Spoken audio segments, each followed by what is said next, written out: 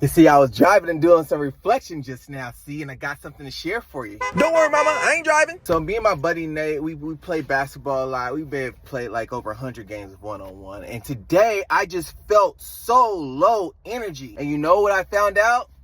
It's because I haven't been walking, man. But I take this a step further, though, because when we're exercising, it's about establishing what your why is. So I was thinking about this. You guys may have heard LeBron James' son, Bronny James, is in the NBA. And guess what?